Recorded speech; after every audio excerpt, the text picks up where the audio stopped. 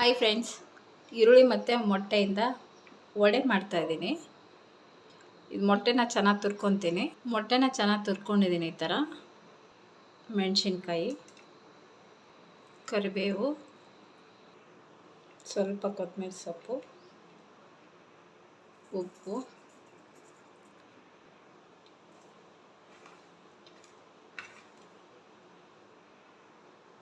ಕಡಲೆ ಹಿಟ್ಟು,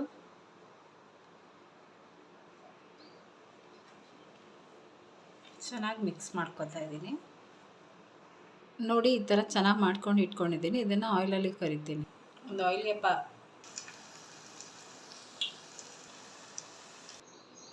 ನೋಡಿ ಫ್ರೆಂಡ್ಸ್, ಮೊಟ್ಟೆ ಬೋಂಡ ರೆಡಿ.